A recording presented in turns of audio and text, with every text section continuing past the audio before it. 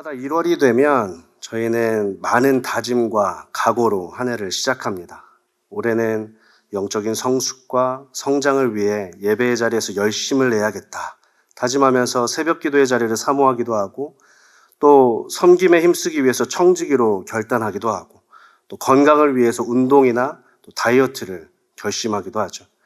교회 공동체도 한 해를 시작하면서 한 해를 믿음으로 달려가기 위해서 하나님께서 주신 비전을 나누는데요. 저는 개인적으로 저희 교회 비전, 저희 교회 표어가 참 좋습니다. 한 해를 준비하면서 담임 목사님과 교역자들이 모여서 기도하고, 또 장로님들, 교회 리더십들이 한 마음이 되어서 한 해 하나님께서 바라시는 그 마음을 구하며 비전을 나누고, 송구영신 예배 때부터 1년 동안 그 주신 비전을 품고 우리 교회와 가정과 일터와 각자의 삶의 자리에서 그 비전의 성취를 위해 한 해 동안 힘씁니다. 해마다 교회의 비전이 저희 삶의 큰 결단과 도전과 또 위로와 은혜가 되는 삶의 지표들이 되죠. 큰 울림이 있습니다. 그래서 저는 개인적으로 저희 교회 비전이, 저희 교회 표어가 참 좋습니다. 많은 분들이 공감하실 거라고 생각합니다. 여러분, 올해 저희 교회 표어, 저희 교회 비전이 뭐죠? Faith forward, 너와 나, 우리 믿음의 이야기입니다. 그런데 여기 보면요, 분명히 강조점이 있습니다. 움직이는 믿음, 믿음의 전진을 이루며 믿음의 이야기를 써 내려가는 것이 핵심인데, 그 믿음의 이야기를 누가 써 내려가자고 합니까? 우리가. 너의 믿음의 이야기만이 아니라, 또 나의 믿음의 이야기만이 아니라 우리 믿음의 이야기입니다. 누구 하나가 아닌 우리가 함께 이 길을 걸어서 믿음의 이야기의 주인공이 되어야 한다는 거죠. 그래서 저희들이 올해를 시작하면서 주일 예배, 또 신년 특별 새벽 기도회 때 계속 이 비전의 말씀을 나누고 있습니다. 수요 기도회 가운데서도 믿음의 팀워크라는 시리즈로 말씀을 나누고 있는데요.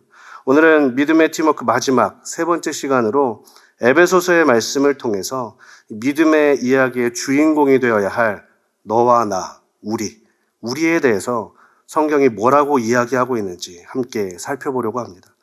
지난 2주간 성경 속의 우리들이 보여주었던 그 믿음의 이야기를 우리가 함께 나누었죠. 오늘은 그 믿음의 이야기의 주인공이 되는 우리에 대해서 성경에 어떻게 이야기하는지 한번 함께 살펴보겠습니다. 잠시 지난 2주간의 말씀을 돌아보면요. 여러분, 지난 2주간의 말씀 기억나시죠?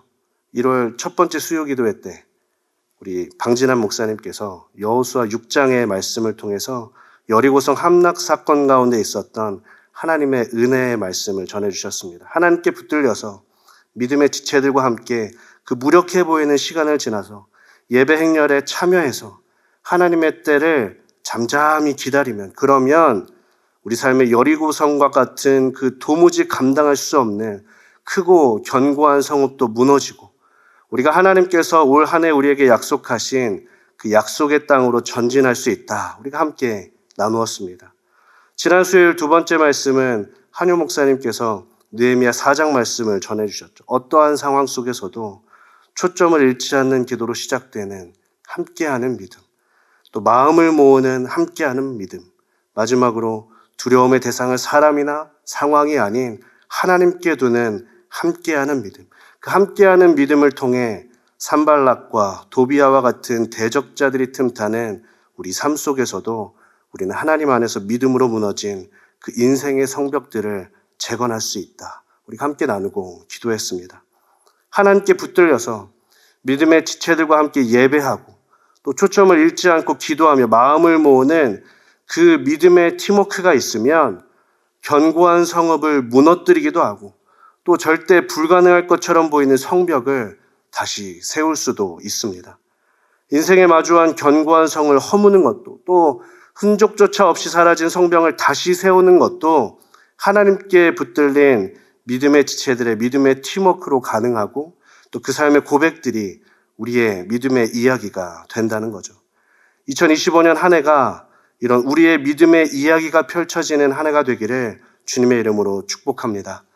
자, 지난 2주 여리고성 함락, 또 예루살렘 성벽 재건 말씀을 통해 우리가 믿음의 팀워크의 레슨을 나누었는데요. 오늘은 신약 성경 에베소서 4장 말씀을 통해서 올 한 해 우리 믿음의 이야기를 적어갈 믿음의 팀워크를 지녀야 할 그 목적, 목표, 또 최종 목적지와 근거, 그 방법에 대해서 우리가 함께 나누려고 합니다.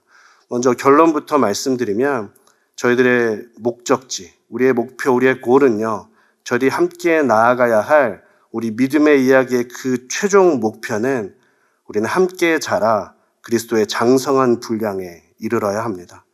그래야 우리가 함께 자라 그리스도의 장성한 분량에 이르러야 우리가 하나님의 지으신 목적을 따라서 하나님께 영광과 기쁨이 되는 삶을 살 수 있다는 거죠. 우리 같이 오늘 말씀 12절부터 16절의 말씀을 우리 스크린을 보고 함께 다시 한번 읽어보겠습니다. 같이 읽겠습니다. 시작. 이는 성도를 온전하게 하여 봉사의 일을 하게 하며 그리스도의 몸을 세우려 하심이라. 우리가 다 하나님의 아들을 믿는 것과 아는 일에 하나가 되어 온전한 사람을 이루어 그리스도의 장성한 분량이 충만한 데까지 이르리니 범사에 그에게까지 자랄지라. 그는 머리니 곧 그리스도라.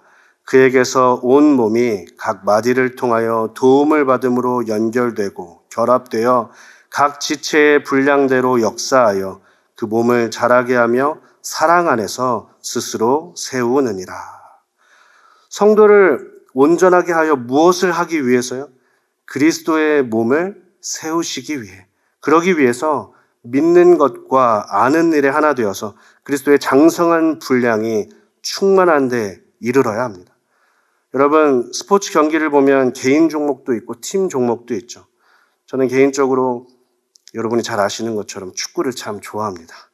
축구는 11명의 선수들이 각각의 포지션에서 유기적으로 움직이면서 공을 상대방의 골대에 넣어서 포인트를 갖게 됩니다. 그런데 골키퍼를 제외한 10명의 필드 플레이어들이 그 필드 안에서 그냥 열심히만 뛰어다니지 않습니다. 442, 433, 4231 다양한 전술들이 있고요. 각 포지션별로 주어진 롤이 있어서 그 롤을, 임무를 수행하면서 그 전술 흐름을 진행합니다. 종종 제가 축구 얘기하면 저희 아내가 저보고 너무 흥분한다고 좀 침착하게 하라고 하는데 제가 최대한 차분하게 조금만 더 축구 얘기를 하겠습니다. 너른하게 이해를 부탁드립니다. 그런데 축구를 하다 보면요, 내가 아무리 열심히 해도 팀 동료가 약속된 플레이를 하지 않으면 아무 소용이 없을 때가 있습니다. 열심히 압박을 해도 동료들이 같이 하지 않으면 소용이 없습니다. 열심히 드리블을 해서 돌파해도 옆에 같이 뛰어주는 선수가 없으면 혼자 모든 수비수를 돌파할 수 없습니다.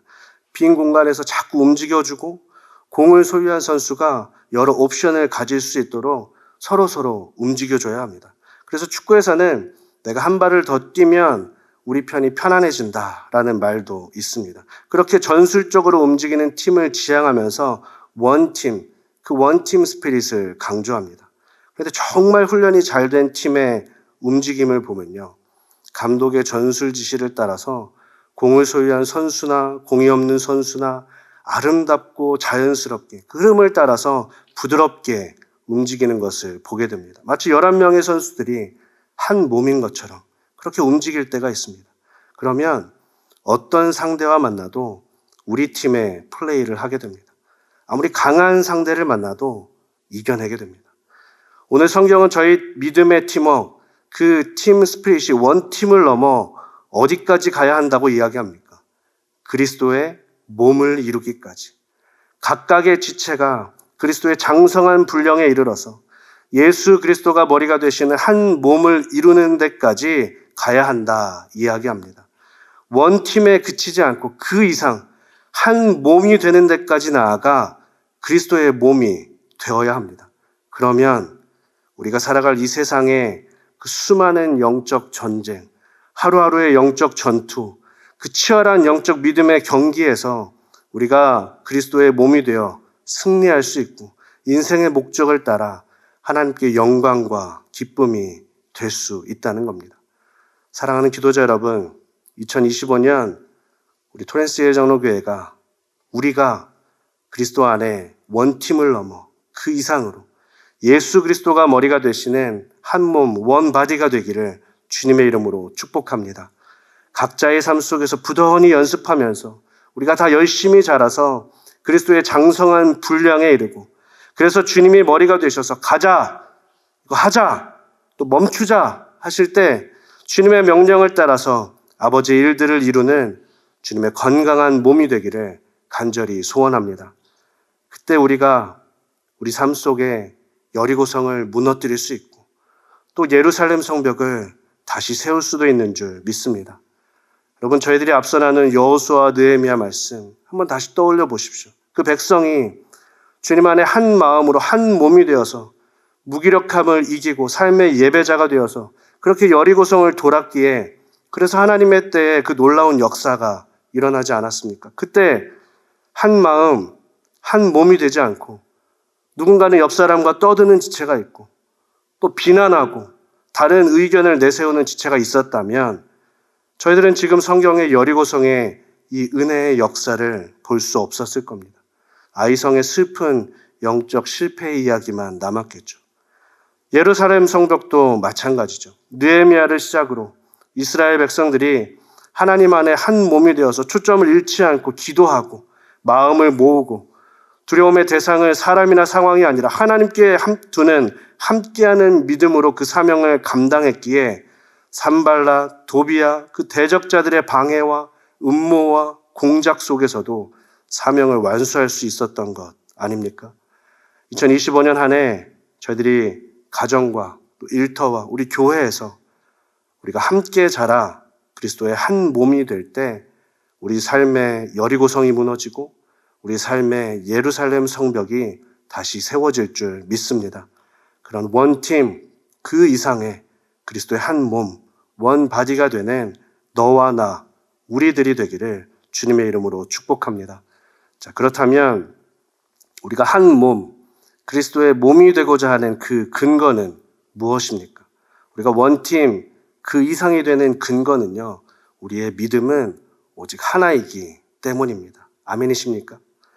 우리의 믿음은요, 오직 하나입니다.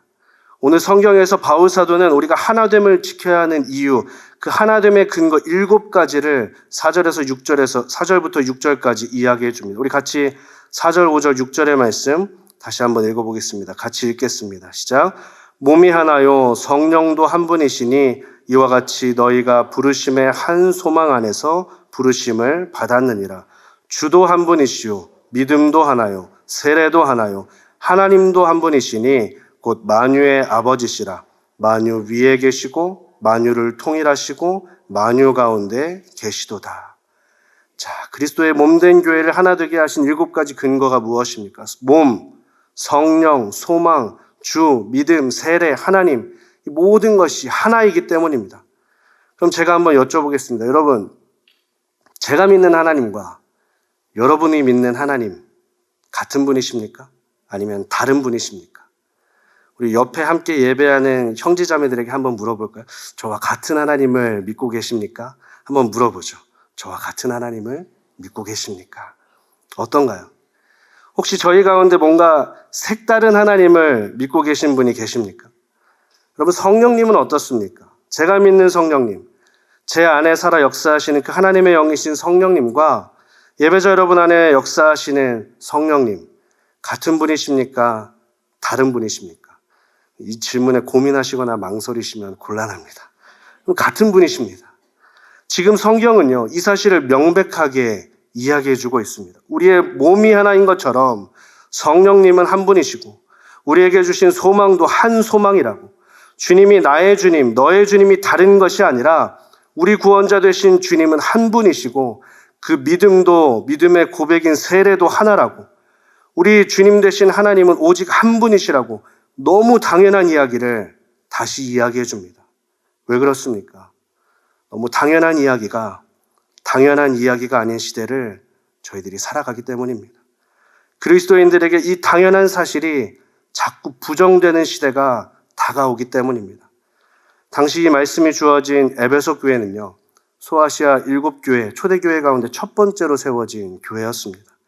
교통의 중심지였고 또 다양한 문화가 오가면서 번성했고 오늘날 뉴욕과 같이 경제의 중심인 도시였습니다. 그래서 그로 인해서 번영 속에 향락이 끝없이 타오르던 도시였습니다. 여신 아데미의 신전, 아르테미스 신전이 있었던 대도시입니다. 이 신전은 세계 불가사의 중에 하나로 남아있는 건축물이죠. 우리가 지금 보는 그리스에 있는 파르테논 신전의 2배의 크기로 추산되는 아주 큰 신전입니다. 그만큼 세상의 모든 부와 즐거움이 모여들고 우상 숭배가 넘쳐나던 도시입니다. 그곳에 소아시아의 첫 번째 교회가 세워집니다. 그리고 그곳에 교회가 소망이 됩니다. 교회가 세상 속의 구원의 소망, 생명의 소망, 변화의 소망이 됩니다. 그런데 그렇게 교회가 이 땅에 소망이 될 때 교회 안에 가장 큰 위기, 어려움이 무엇이었을까요? 당연한 것이 아닌 도전들, 그 도전들을 교회가 마주합니다. 저희들이 서신서에서 자주 보게 되는 교회들의 아픔, 그 문제들, 다른 복음이 들어오고 다른 믿음을 시작으로 교회 공동체가 나뉘게 되죠. 예수 그리스도 외에 다른 구원을 이야기하고 복음 외에 다른 것을 전하고 성부, 성자, 성령 하나님을 자꾸 다른 이해로 나누고 해석해서 믿음을 갈라치게 하고 흔듭니다. 저희들의 꼴은 함께 자라서 그리스도의 장성한 분량에 이르러서 건강한 주님의 몸을 이루는 것인데 분명 주님 안에 우리는 하나인데 그런데 우리 안에 믿음이 나뉘고 마음이 나뉘고 뒤에 살펴보겠지만 각자의 다름을 통해 여러 모습들이 나타나고 악한 마귀 사단이 그 여러 모습으로 우리의 믿음도 여러 개인 것처럼 우리 가운데 나누고 드러낸다는 겁니다. 여러분 분명 저희들이 살아온 배경, 환경, 경험, 생각 다 다를 수 있습니다. 하나님께서 은혜를 주셔서 저희들이 공장에서 생산되는 제품처럼 획일적으로 살아가는 것이 아니라 다 특별한 내 삶의 이야기를 지니고 살아가도록 수많은 삶의 이야기들을 하나님께서 허락해 주셨습니다. 그래서 저희들의 삶은 동일한 삶이 하나도 없습니다.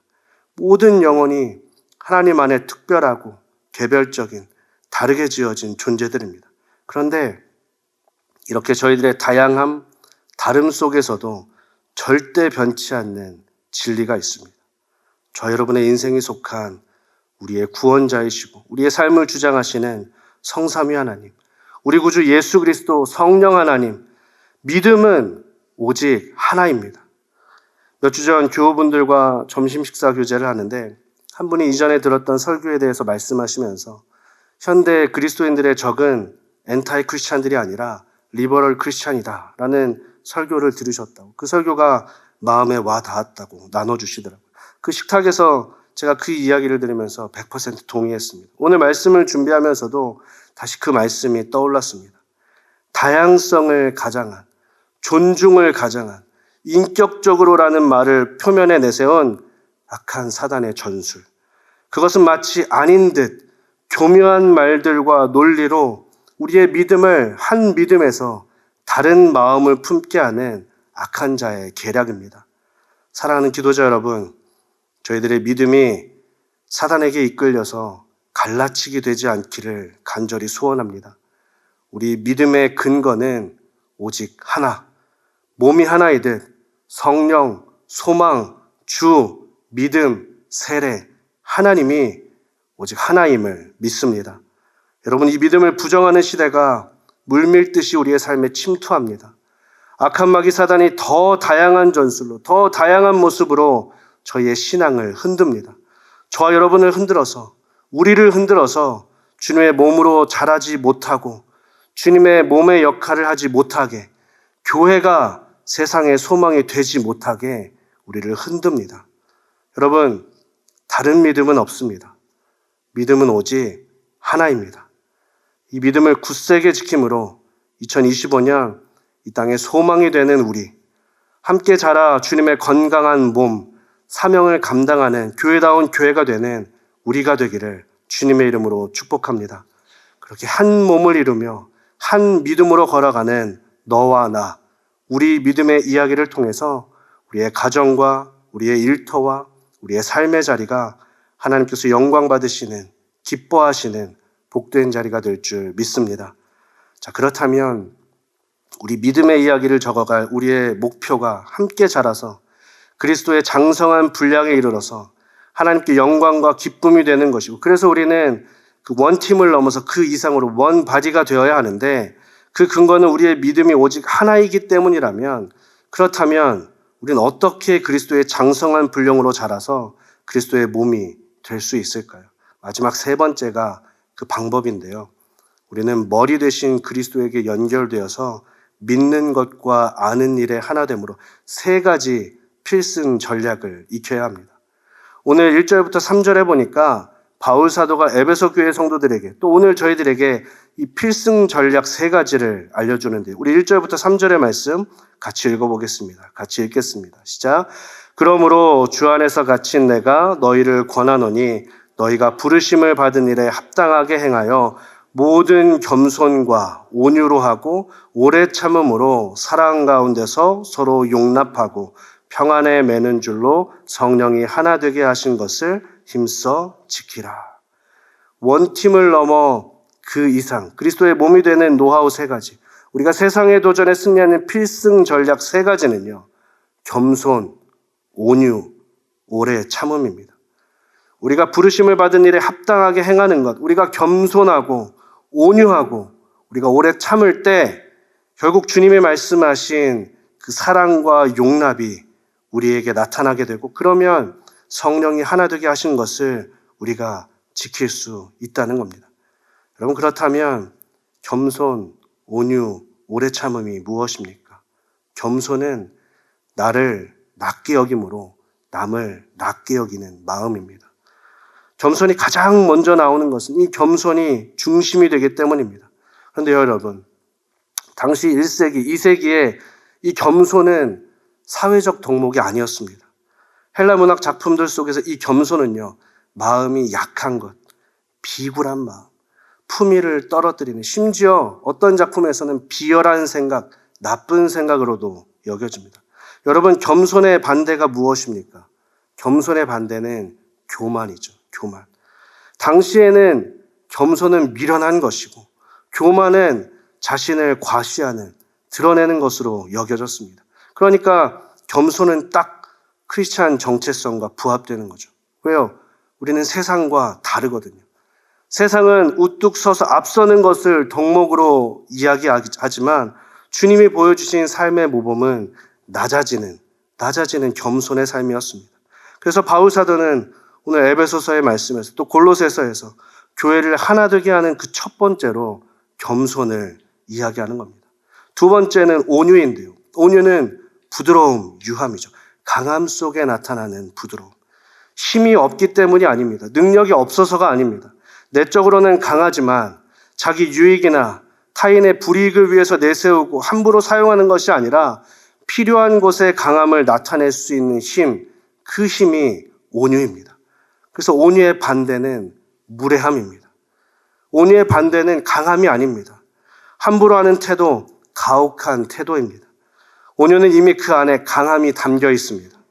충분한 강함이 있지만 더 큰 것을 바라봅니다. 그래서 무례함으로 자기만을 생각하지 않습니다. 여러분, 우리 주님이 무례하셨습니까? 온유하셨습니까? 주님은 하실 수 없어서 못하시지 않으셨습니다. 하셔야 할 때 말씀하시고 하셔야 할 때 행동하셨습니다.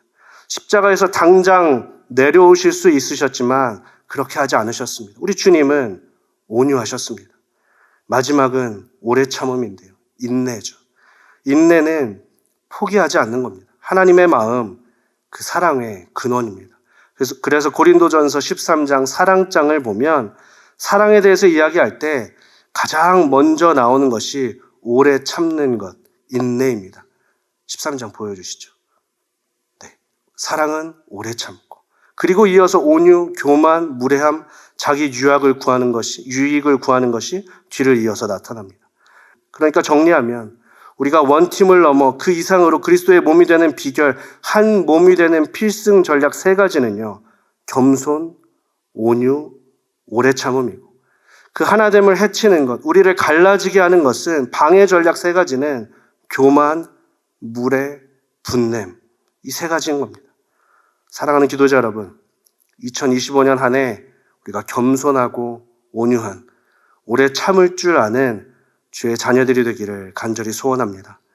여러분 압니다. 이거 쉽지 않습니다. 가정에서나 일터에서나 우리가 억울하고 또 불의하다고 여겨지는 순간이 생겨납니다. 그런데 여러분, 솔직히 한번 생각해 보십시오.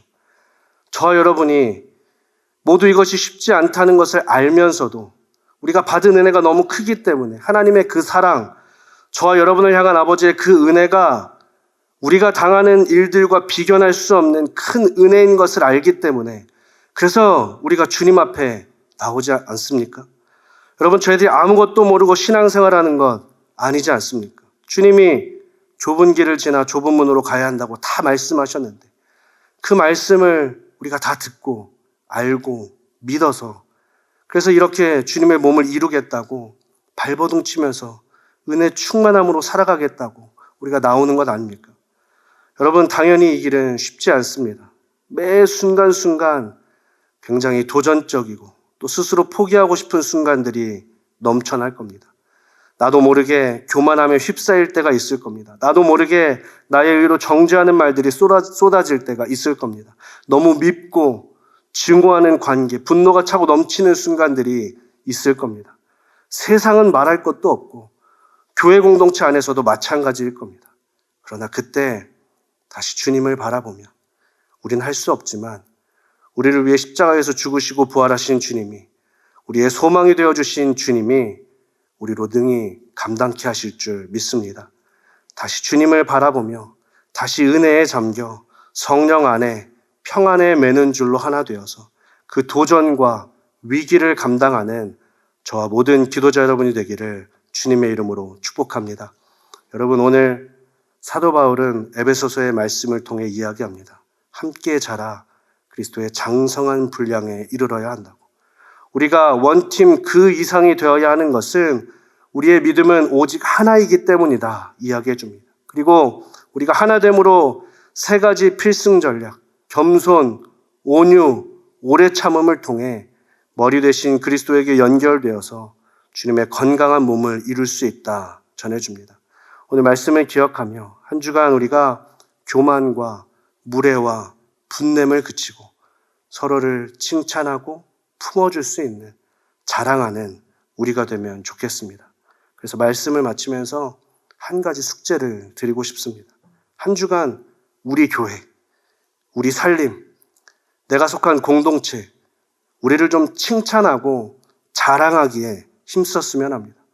교만에서 뽐내는 것이 아니고요. 우리 안에 불평과 나눔과 분열의 영을 그치고 한 믿음으로 내 지체를 사랑하고 품어주고 격려하는, 그래서 나아가 자랑할 수 있는 저희 토렌스 제일장로교회가 되기를 주님의 이름으로 축복합니다. 같이 기도하겠습니다.